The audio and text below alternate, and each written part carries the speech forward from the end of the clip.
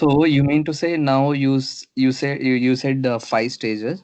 So for example, there are different stages, right? Like production stage, load like that. So for each stage, we need to have only one Terraform, or sorry, for all environments, one single Terraform, or each environment having a different Terraform setup in real time. That exactly good question. That actually depends on how exactly you're going to deploy. Generally, any company will have a separate deployment models will be executed for dev. A deployment model will be different for prod. A deployment model will be different for pre-prod or whatever it is. Based on the environment, the deployment model changes. So as apply the same rule for Terraform. So I can have a different deployment model stages. Means if we deploy Terraform code in my development, I have to follow these 4 steps or 5 steps. If I deploy same thing onto my production, I have to follow all these steps. So each and every environment should have these steps when you are deploying a new Terraform configuration.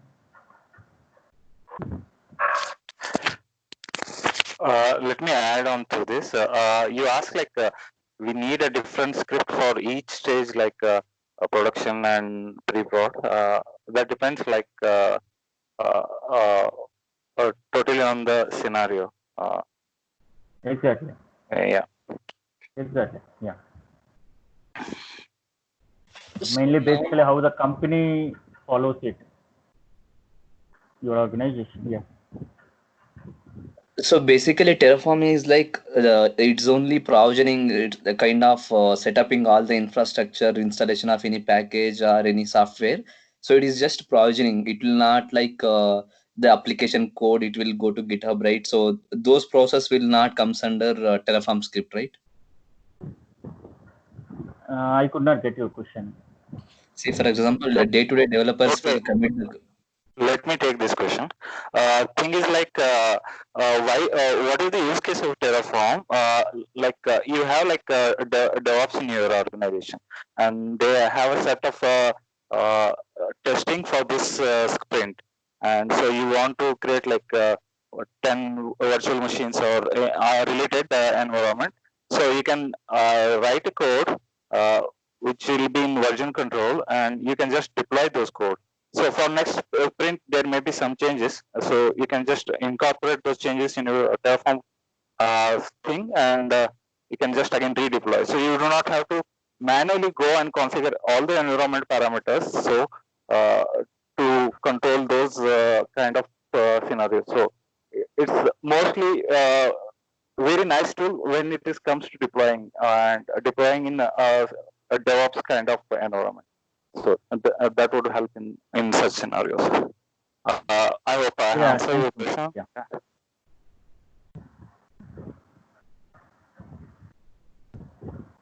And even I want to add one more point to that. As you use GitHub, Terraform scripts also can be version controlled, so that I can deploy, I can push my Terraform files into Git.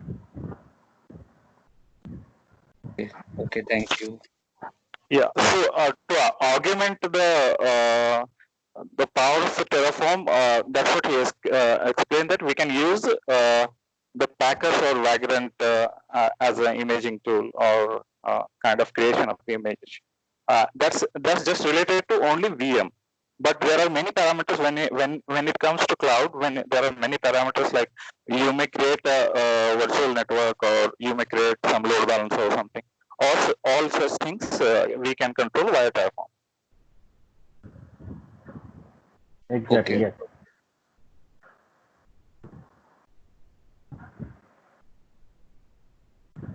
Any questions?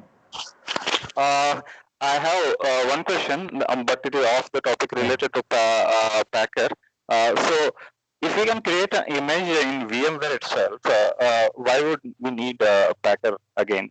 Like we can deploy all the application in a VMware image and create an image from that. So, is that the same as a Packer, or Packer will act as a totally different kind of thing? I can say it as I can automate it. One question. First point, I can say that using Packer, I can automate my golden template complete. I can say golden image or a template in VMware. Okay, I can automate it, first one. And second one is VMware template, much useful for VMware. Suppose I want to deploy a customized EMI for my cloud. That helps for me a packer so that it is going to club all my required software configuration, security settings, compliance settings, which may use it, CVE compliance settings. All can be remediated in my ISO image and can deploy. Whereas the VMware template also does the same. It's a different product from VMware, so we can go with any path where you can use VMware template or Packer. So using Packer, I can automate things. Using VMware template also, I can do the manage of the things. But as I said, both can be used. Yeah, thank you.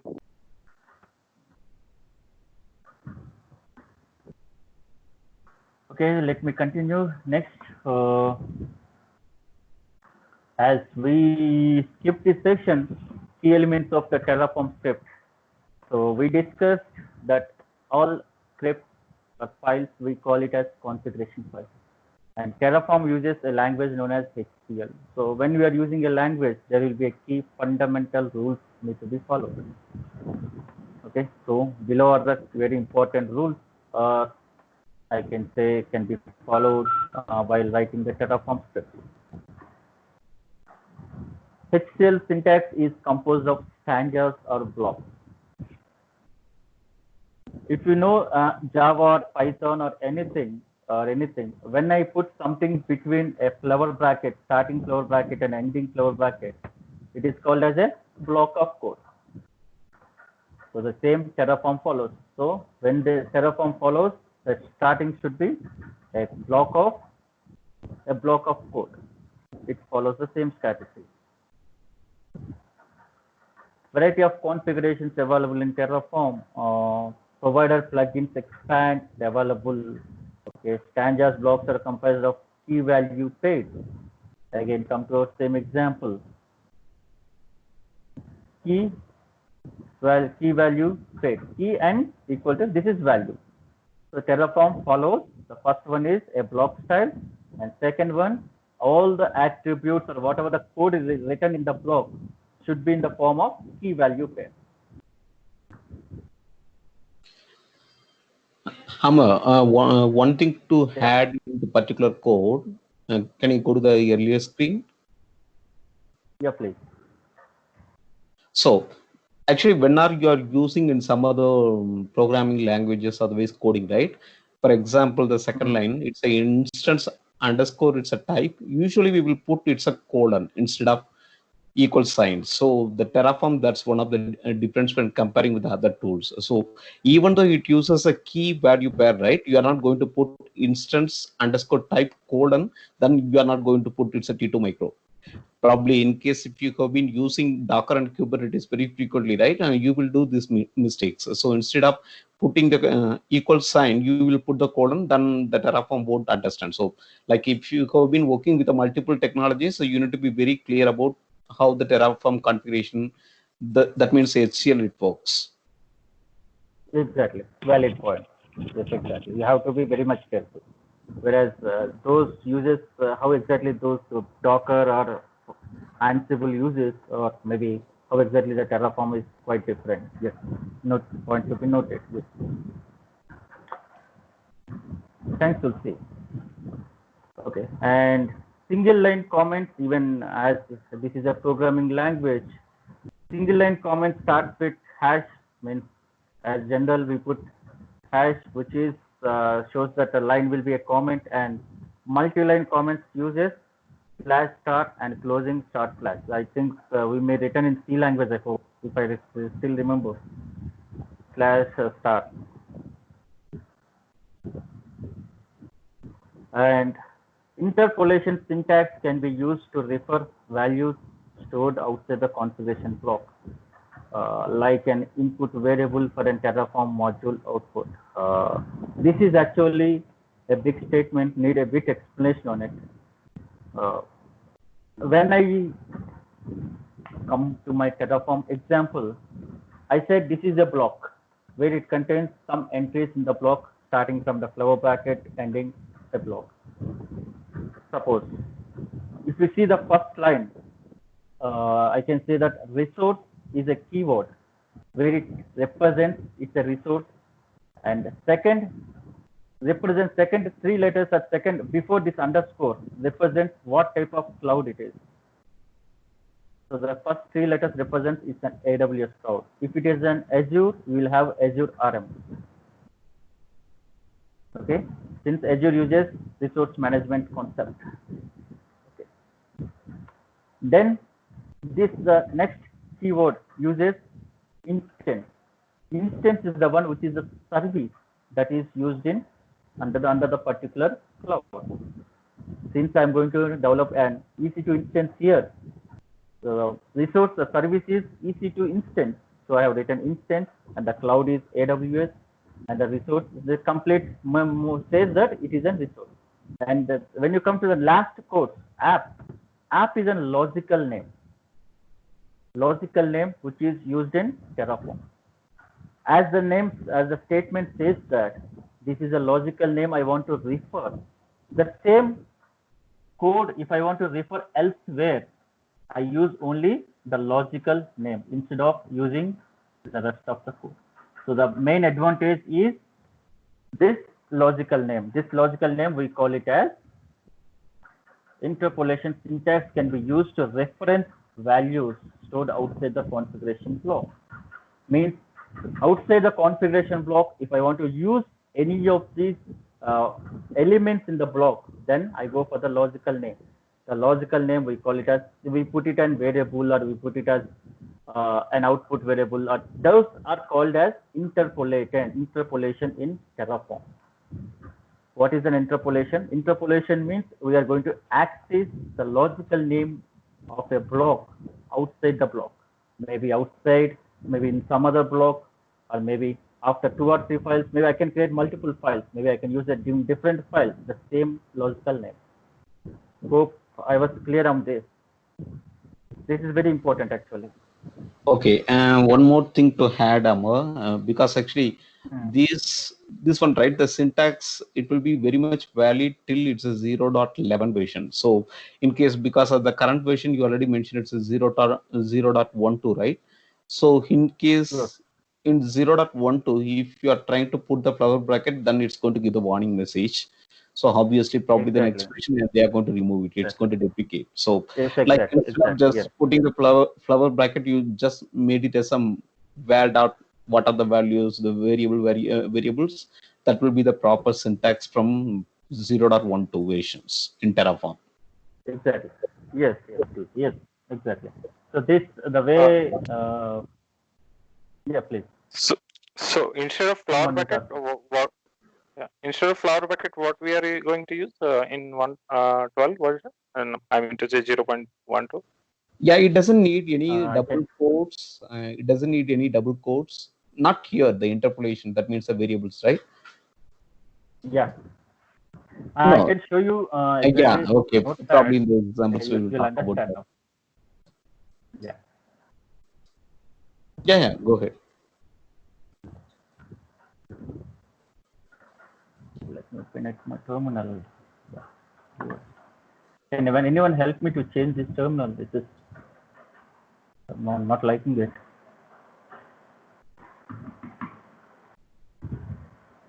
As Tulsi said, up to 11.11.0.11 version, okay, we write interpolation as in the standard format like this.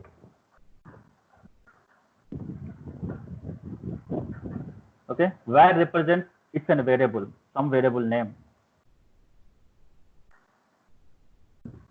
We have to end with flower bracket and end with the code. This representation is not as interpolation, but from 12 onwards, they have simplified it, simply write as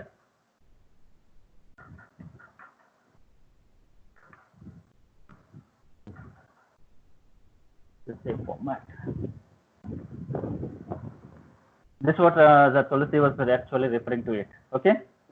Hope I have cleared this. Yeah.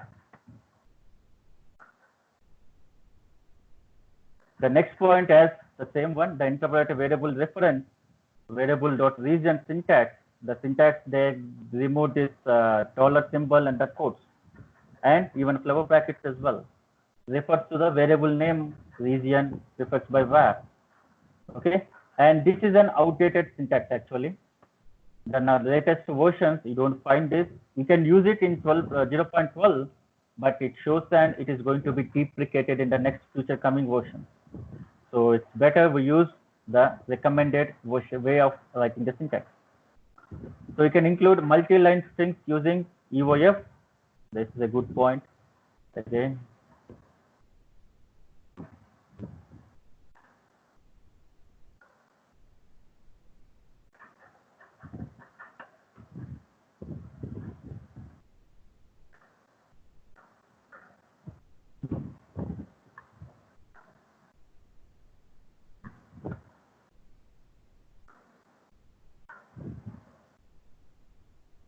if we see here user data, the user data will execute once the instance has been built. So you can write anything user data. Suppose what is the use of this user data? I built my instance and I want to install my Apache, or I want to install my specific shell script, which is my company mandatory. I have to install in each and every system. Maybe it's an auditing script, or maybe a compliance script, or whatever the script it is. The script should be running. Then I can put the script here. As soon as the instance got built, the script is going to be installed on my machine.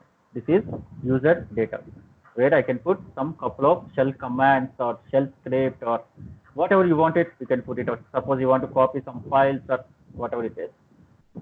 Okay, this is particularly when you want to execute at OS level.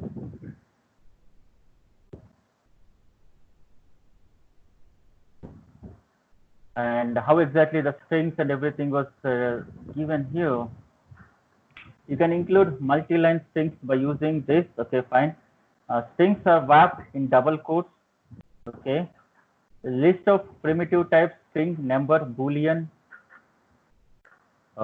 This one again. How exactly? See, any programming language will have a couple of different type of variable types. Maybe numerical variable type, string variable type, list variable type, array variable type, and many Python or something may have a dictionary and many more. The same way, Terraform also has a couple of variable types. They are number variable type, string variable type, list variable type, and a Boolean variable type. And there is a tag also, not tag actually, a Boolean variable type. So all these variable types I can mention in my variable as a variable type. Maps are also one of the part of variable types, which uses curly braces and colons, where this is right there. So maps are used. I can give a best example where I use these variable types. A string variable type. Suppose I want to give my AMI ID, which is as composed of text and special characters, from numerical text as well as alphabet A to Z and numericals and some hyphen characters, where I mentioned that variable as a string. Suppose I want to give instance number count, where I need 3 instances to be built. It's a numerical value. Okay. If I want to give list, I have a couple of security groups need to be attached to my instance. Then I can give a list. List 1, array. List you can say array. Security group 1, security group 2, security group 3. Everything should be wrapped in a square bracket. So the instance will have 3 security groups configured. Map. Suppose I have different types of my AMIs and different types of my instance types. Okay, so different regions as well. Suppose every region has a different pair of these things, where I have to give. Suppose I select US region, I should get some particular default values T2 micro with the instance type 1, 2, 3. Here I can map my instance type in the AMI with this and with this. I can write a code. I can give to my Terraform that, so pick those values. So in those complex scenarios, I go for maps. Here they are given as password and DB name. As was discussed, we discussed the Terraform stages. Guys, this was the format presentation I was prepared little bit because I don't have much time, to be honest. We all know that we are working very hard in work and we're doing work from home. Any questions till now? So feel free, and we'll have a small demo section. I'll try to build my AWS instance and we'll have a small demo section. Yeah. Or we can have a technical discussion in between. Yeah, it was a really good presentation. Also, your slides look like very much different. You don't use PPT or something. It's a PPT only. Okay, It's a so PowerPoint design is presentation. yeah, the design is really good. That circle and all those cloud things. I like. Maybe you can Thank you. share that. No? Yeah, definitely. You were saying that there were limitation with Ansible compared to Terraform. If you, we can discuss if you interested in that. Definitely. Yeah, definitely we can discuss. Yes. See, I can say that Ansible can be used. Sorry, where is my Ansible can be used to deploy the cloud formation, cloud templates or services. I got a scenario, for example. You can try it out practically. This, if you have time or interested. Initially, I built 2 of my instances in Ansible. Okay. Next, I got a requirement to build another 3 of instances to be need to be built. So total 5 instances should be there. Okay. Okay. If I give number of instances in Ansible, what exactly it does?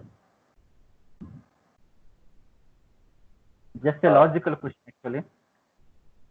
It should. If you give 5, then if already you have built 2, then. Right. If you give 5, it builds 5 instances. 5 plus 2, I'll get 7 instances total. Agree? Okay. Yeah. That logical one. Not a, okay. It doesn't happen with Terraform. Terraform, since it maintains already information about existing ones. Yeah, in state file. Yeah. Terraform, it only builds 3 instances, even though you count of 5. So this is the one very easy understanding example why Ansible is not a preferred solution. You can use it, but some cases, see, every product will have its own limitation. So one of the limitations of Ansible for cloud especially. Okay. Yeah. Good.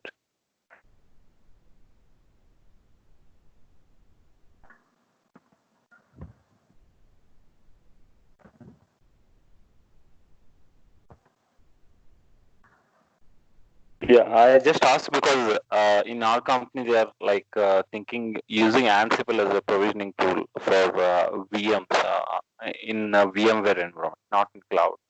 So, so you said yeah, that's the reason. Okay, that works very good actually. But VMware, when you go for VMware, I prefer to go for VMware templates or packets since provisioning will be very easy than Ansible. That was my personal feeling actually. This may be a different case.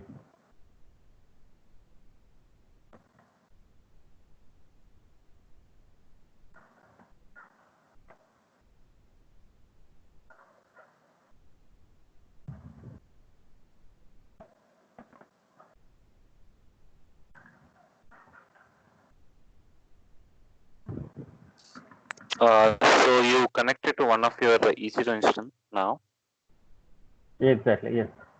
Okay. Connected to my EC2 instance, one of the EC2 instances. I don't think Terraform is installed. Let me see.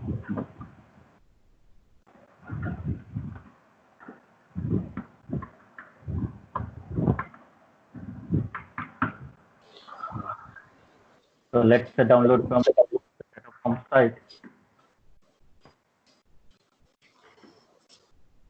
So Hama, why you are using one of the EC2 instance just to install the Terraform? Probably because I hope so you have been using the MacBook, right? You can install Terraform on your MacBook itself. Exactly, I can do that. It doesn't take any resources at all. So just kind of it's a executable, so you can install anywhere. Even it's a Windows machine or Linux machine or wherever it is, just go for it. because actually some of the don't find. tools, yeah, some of the tools they will be consuming a lot of compute resources, right? So that's not the case with any of the HashiCorp tools, so that'll be just fine. Yeah, actually, Exactly. he doesn't like the console. That's a good suggestion. I'm going to down this. Nice. Yes, thank you. I can save the cost now. Yeah, exactly. That's the purpose of it. Even though it's a T2 micro also, like in case you have been running for almost it's a 24/7 for a month, right? And that will be consuming the total, the free tier eligibility. Yeah. And now, Amar, you can transfer the cost saved half of to the tools,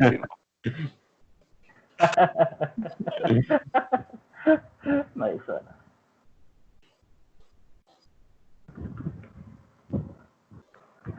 It's a MacBook, right? You have been using? Yeah, it's a MacBook. Yeah, then probably you can use the Brew install some BREW, right? And that will be the easiest step than just downloading that tar file and just extracting it. Yeah, what are the way it's easy to you, but the Brew I am install is the easiest step in MacBook. okay. Okay. Okay. To be honest, I'm poor in Mac actually. I was much working on Windows. Yeah, I I know like that. it. Probably once you return from the on-site, right, you come up with a MacBook. No. I purchased this actually in 2015. Oh, okay. But last time when you have been doing some kind of a demo, right, and you have been using Windows, so that's the reason I thought, okay. Yes, exactly. Yes. I am using Windows Mission. Where that laptop, it was unfortunately got broken. Okay. I use the GUI. Command line is a bit different for me. Let me go for GUI.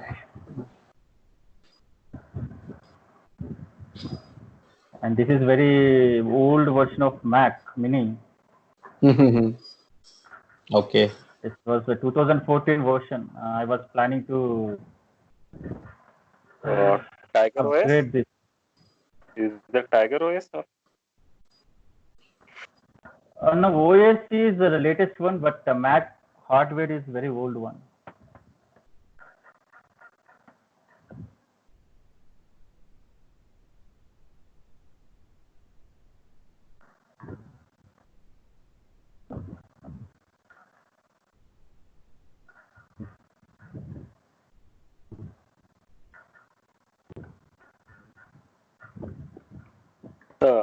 As you do the steps in your console, you can just narrate it what you're doing so that it will go into recording. If somebody is watching it offline, they will understand better.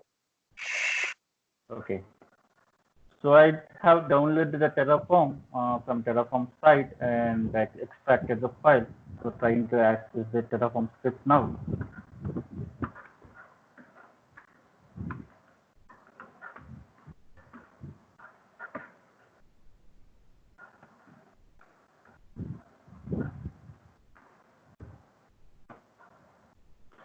Right. So the first has the general one. We check the version. What version is available for us? So the Terraform installed version is 0.22, 0.12-24. Use Terraform --version command to find out the version. So the next, as soon as you install a Terraform, I have to use to deploy my, suppose I want to use to deploy my EC2 instance. To configure any cloud, you have to configure the required CLI for that. Maybe Azure, or you need to configure Azure CLI. For AWS, you need to configure AWS CLI. You have to download and configure on your local machine, maybe Mac or Windows or Linux. I don't think I has it, but let me see.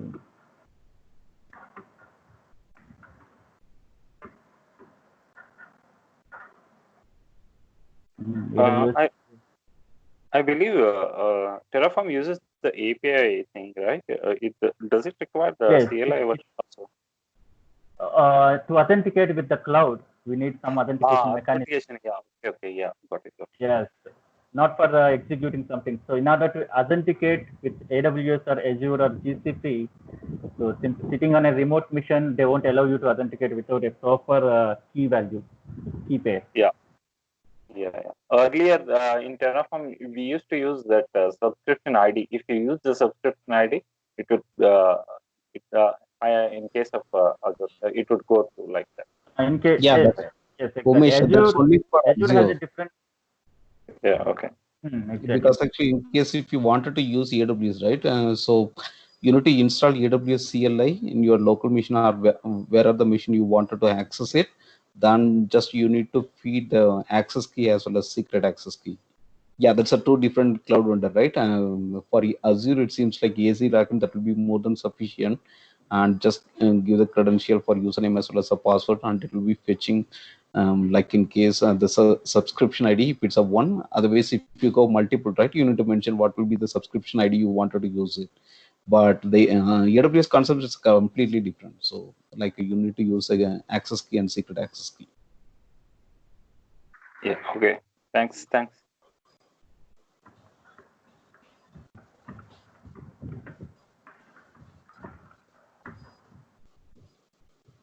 So I have to configure now.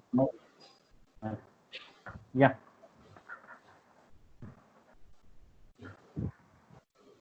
Someone is asking something.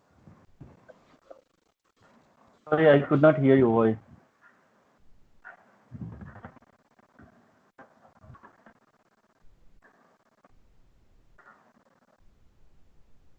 I don't think I have the Excel file. Let me add a demo username. No, Amar, like, do you remember what was the user you used earlier? I remember, but access key related, secret access key related. That's what I Excel file wanted to lost mention it. That's what I wanted to mention it. In AWS, each IAM user, you can create two keys. That means two sets of keys. Like in case if you forgot earlier one, right? You just open the same account. Yeah, obviously you can't fetch the secret access key one more time. You can just then if I create that, I hope the previous one will be you need to update it. Yeah. No, I don't want to disturb that because that was already configured in my Office system.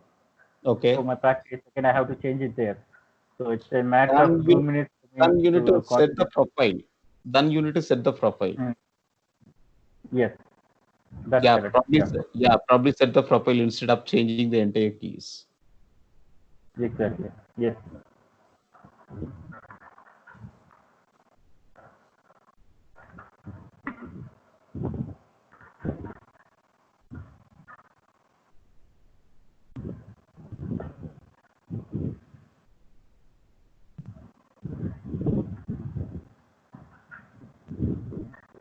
Time it is taking to open an Excel file. That's very old mission. Can other go on mute because I'm hearing a lot.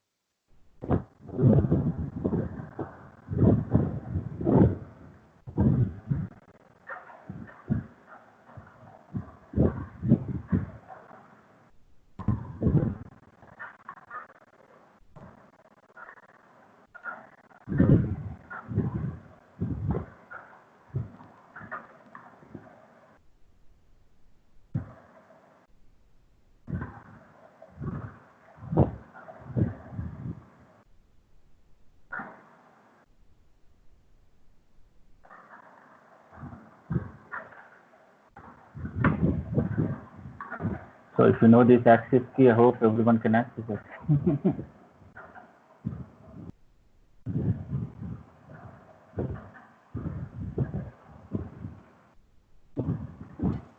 All are good guys here, so nobody will try.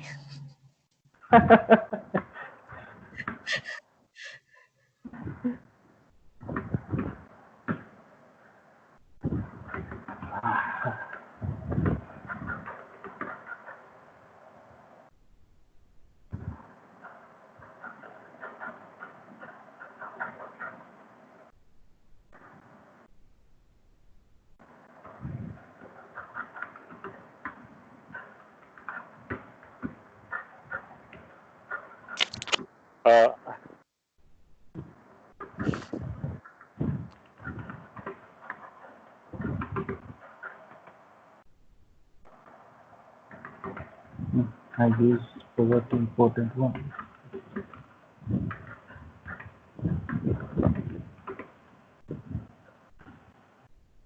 It's not able to validate the provided access to credentials.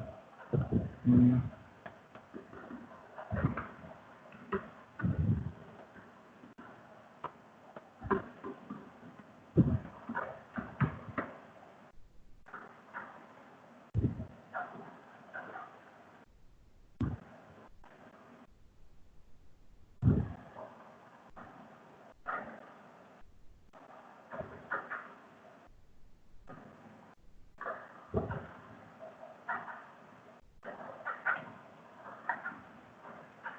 Sorry, I'm getting some issue with this.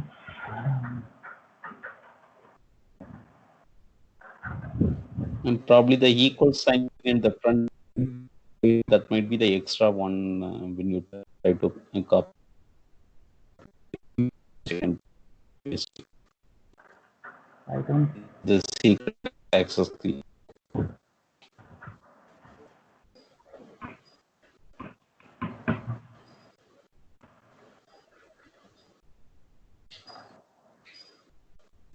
Actually, is this your personal account? Otherwise, it's It's my the official personal. account. Yeah, it's better to use the notepad because it is thinking it is a formula or something. If you put Yeah, equal sign. exactly.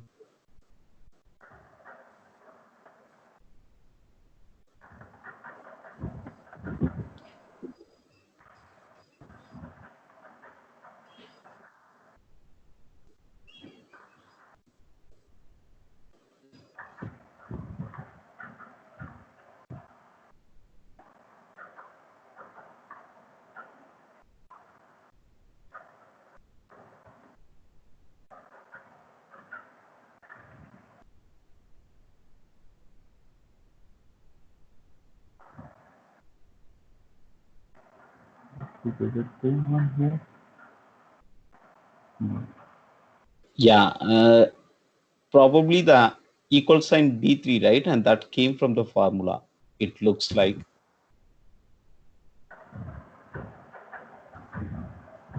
So remove this equal sign.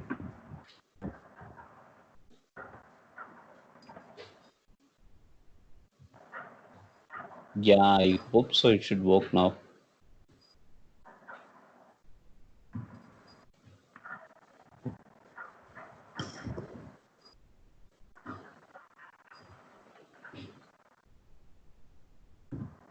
Fine, drop in.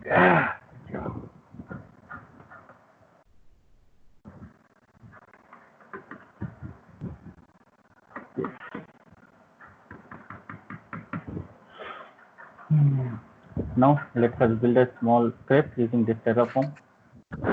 Okay, so basically what you did is use some AWS CLI command and use that secret key and configured your system to authenticate to AWS. Yes, exactly. Okay. And each cloud provider has a different mechanism to do this. AWS uses access and secret key for an IAM user to authenticate him. First and second one, the IAM user should be have a programmatical access to him, to the user. Whereas Azure uses subscription ID, tenant ID, or Azure takes subscription ID mainly. Good.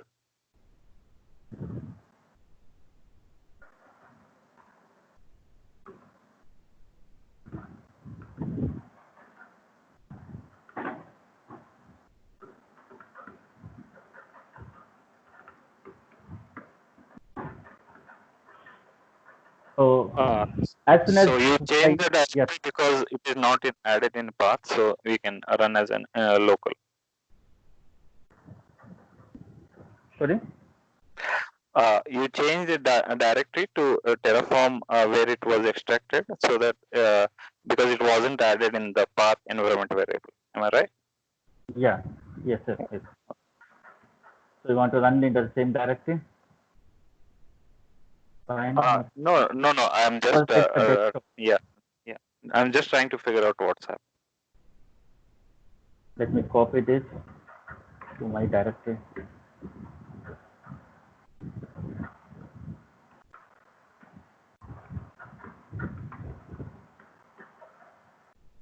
So, if you want to write a Terraform, the first initial step, as I said, it should be initialized.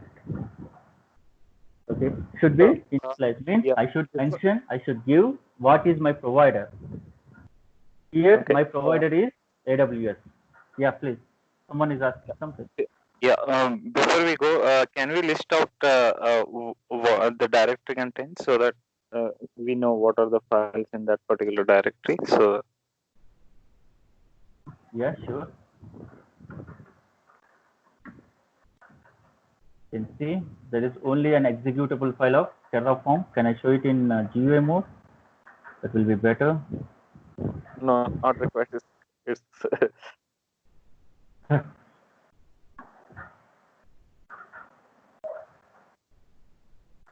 yeah. So it's only a single executable file, and there are no hidden files as well here,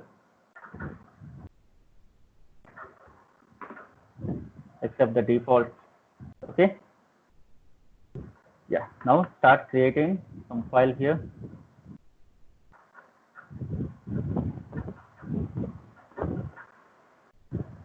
So I better use VI editor. There is important point you have to remember is the file should end with .tf, and there is no naming conversion requirement for Terraform.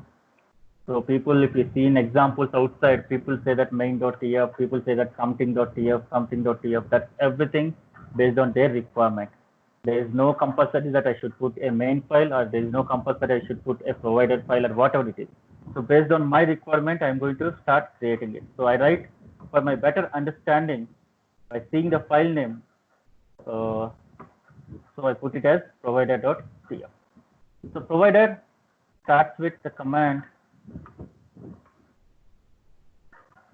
provider. The keyword, then AWS is my provider. I'm going to start my block, and important, this space is also not mandatory. Okay, just for easy readability, I've given the space. So I'm going to mention a parameter here, attribute here with key value style, and the spaces between before equal and after equal is not mandatory. You can put any spaces, any number of tabs. Like we do in Puppet program also, we do a lot of spaces to get in equal, very easy readability. So there is no compulsory that one space should be there or no space is required. There is no compulsory rules like that. So you can put any number of spaces between before equal and after equal as well. But string, as I said, should be represented in using colon.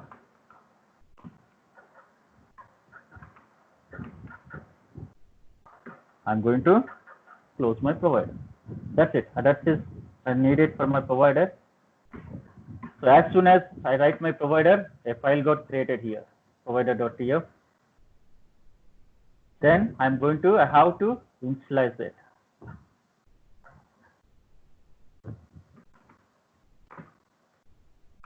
Terraform init is the command which will initialize.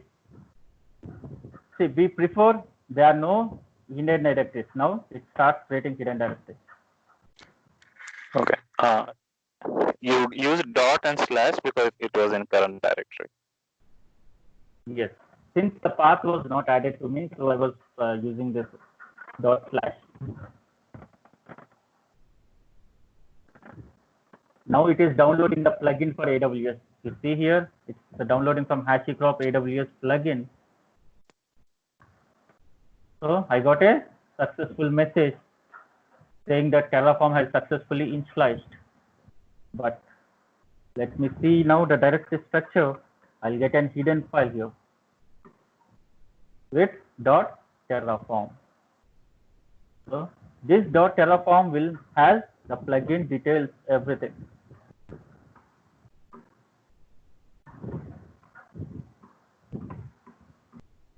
The plugin, what is the version? The version is this one. which is a plugin for AWS. In the part of my study directory under .terraform. So generally, when you're uploading to Git or any repository, people avoid this because these plugins are huge size. They create unnecessary spaces in the Git. So you know very well how to ignore it by creating a .git ignore file. Just put this entry and just avoid uploading to Git file.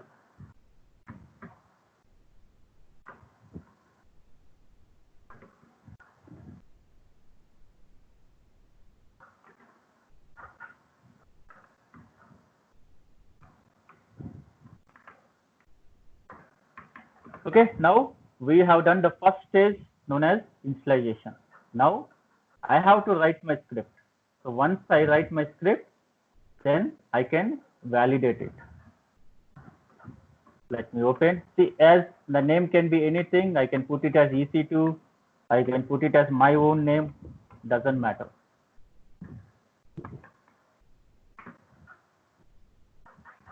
Next important step is resource.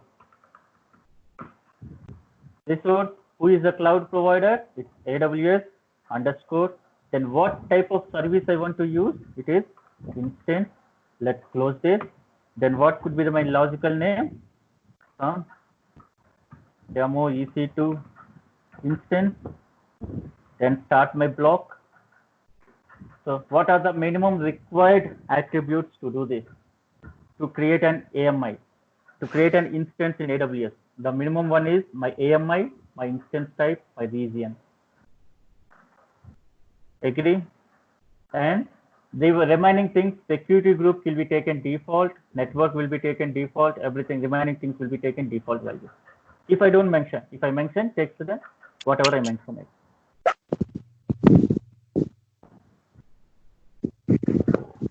I don't want to create it again. Copy and paste.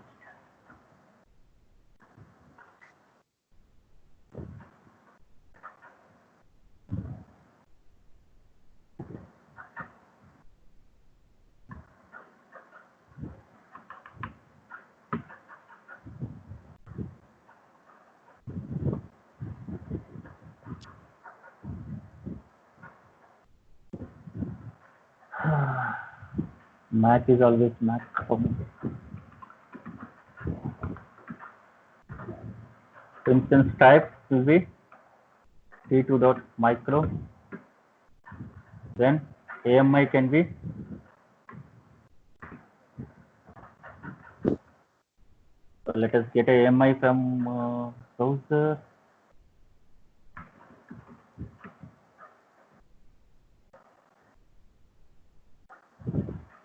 And I can fetch these AMIs if you know AWS commands as well.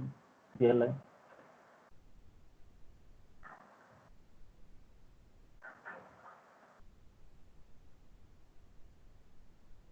The region, yes, Mumbai, perfect.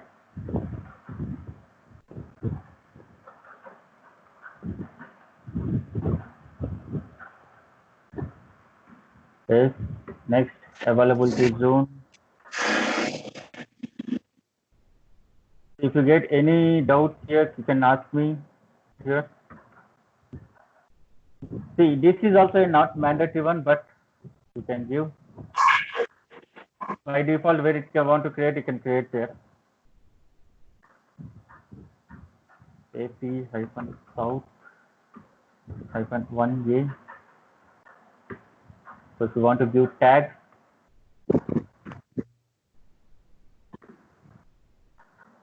the name I'm going to give as demo. That's the tags for me. Close this block, close the final block. That's it. This is the script. Understood the script? A simple instance creation in AWS. Do you want me to explain this?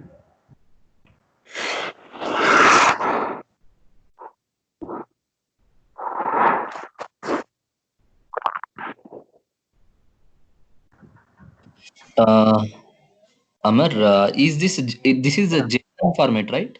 The whatever the code we will write it in Terraform, all it as in like JSON scripting? JSON scripting can be written, but it's a old method. But I hope no one is writing the JSON right now. But the Okay. output will be written in JSON format. So whatever the output I get it from this, as I said, Terraform is an idempotent, so it has to store the values, created values somewhere, right? Then only it Yeah. becomes an idempotent. So those Okay. values, the output values, will be stored in JSON format. I'll show that as well. Now, Okay, so now usually what I know only a little bit information about Terraform. So here you are creating EC2 Terraform, and one more before that you created Terraform something. One more file you created, right? So what is the required provider. to manage it entire EC2 instance, whatever IAM roles, everything in a single Terraform script? Can we manage or can we write? Absolutely.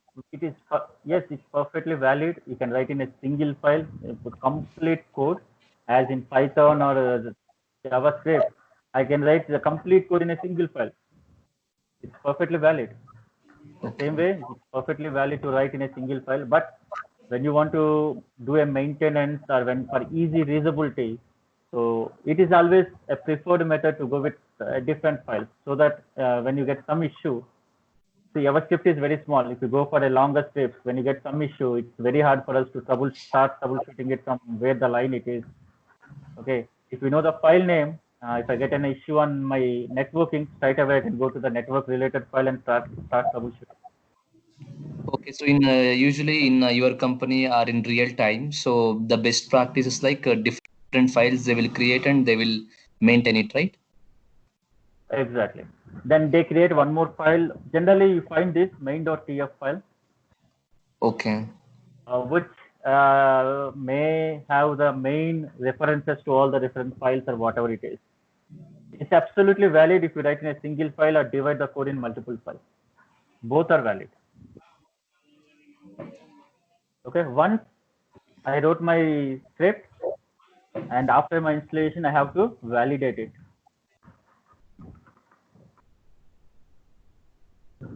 Terraform validate.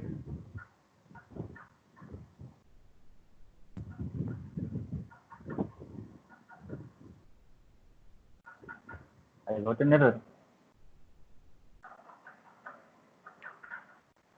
So the error is very simple. I should know. Sorry.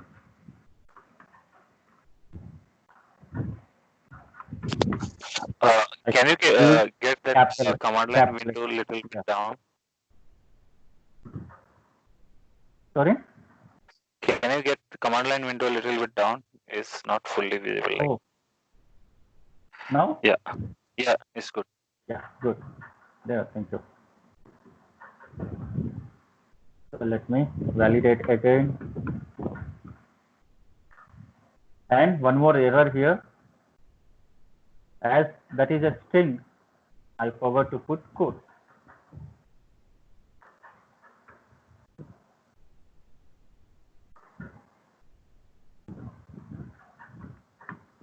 So the two errors has been rectified. One is name, the other one is T2 micro.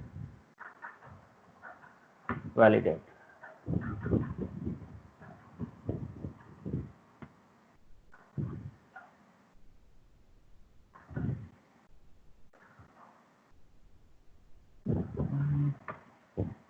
What did it say? Some issue with the demo. Line resource AWS demo is equal. The reference to resource type must be followed by at least one attribute specifying the resource name.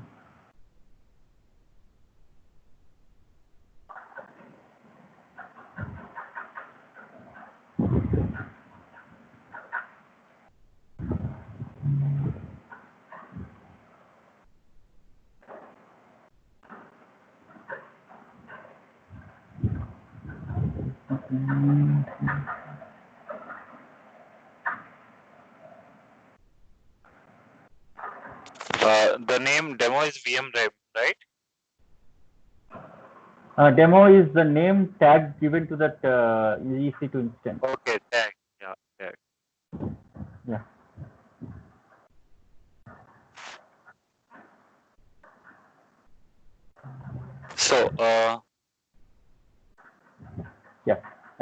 Yeah, please. So And if you get I think you have put 2 equal to, right, in tag. 2 equal to, Name and okay, got it. No, it's okay. so the better source is Google, that we see the syntax of Terraform. I think I should give in quotes, I think, exactly. The same mistake I did, this is string, I should give in quotes.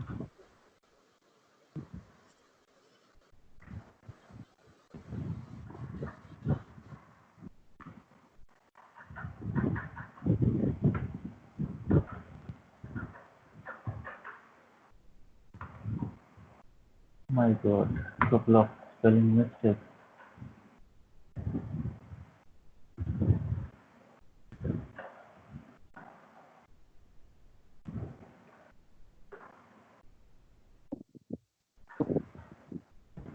Let me comment this. This is a mistake. Spell mistake is there.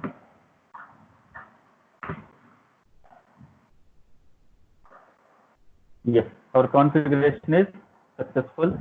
Next, we have to plan this. And I want to show you one more important here before plan.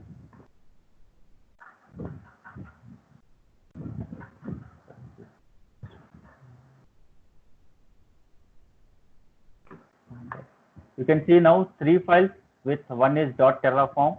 Once I execute the plan, it is going to create one more file.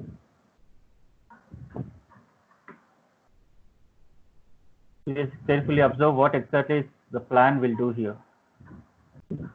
What we are going to do when we do an apply, it is going to show to us. It's going to create an EC2 instance.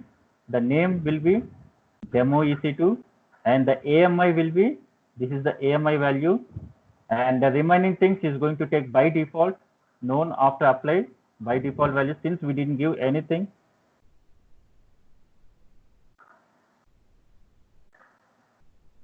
And there should be instance type somewhere.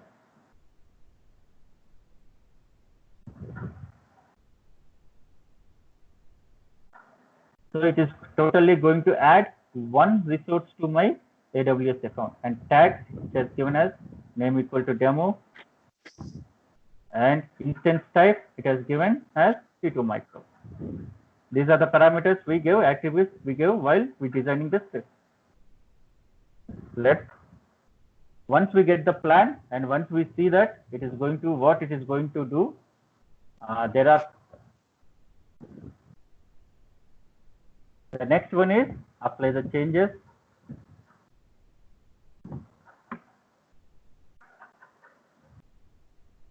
It's here where we need the authentication, since we are not going to give any authentication values here. It has created a one more file here. See, with Terraform TF state. Yes. So let me talk a little bit about TF state. As I said, Terraform is idempotent. So it stores the state, or what exactly services has been created. All those information it is going to use the TF state file. Perfect. Saying that my EC2 instance has been deployed. Let me check.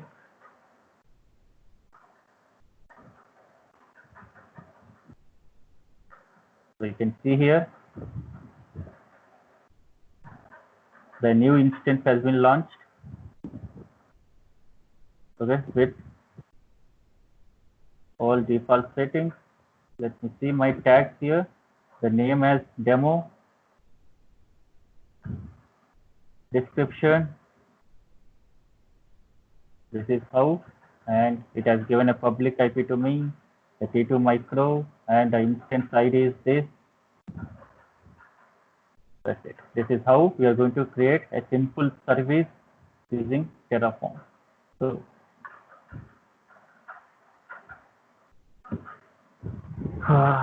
we saw 4 stages. Now we have created it. Any doubts till now in this program or Terraform?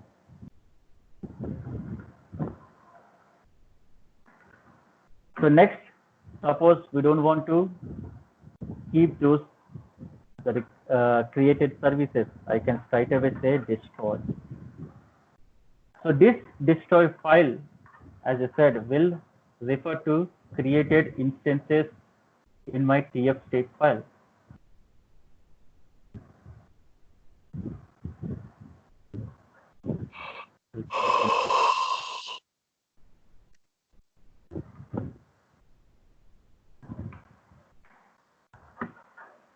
You can see here whatever has been created will be displayed here, will be stored here for state file. So once if I try to deploy the same one, it refers to this TF state file and it will not create one more instance for me since the instance is already created.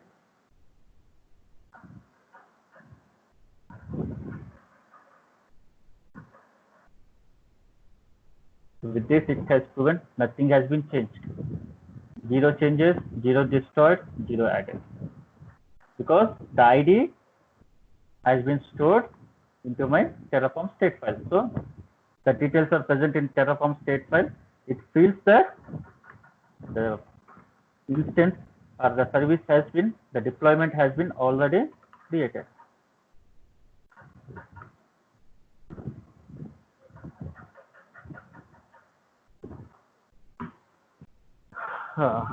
This is how Terraform works.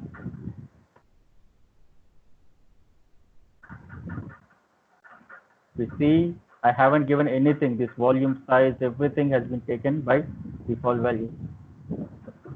All the related stuff, whatever there, can be referred here. What is the security group? It took. What is the private ID? Default ID. Since I didn't mention anything, it took some default values created. Security credits, CPU credits. Almost all the attributes which are needed for creating an instance has been created and the actual values are stored in TF. Let me destroy this.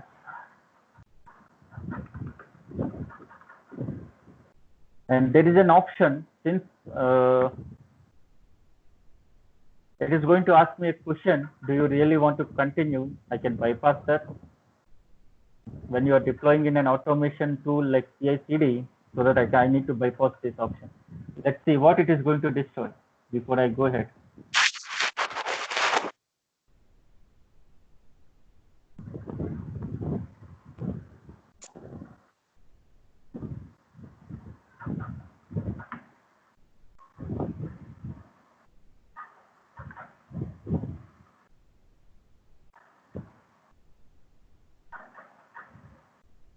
Let's see what it's going to destroy. Whatever the created one are going to be destroyed. You will see that red colored destroyed. Okay. Yes.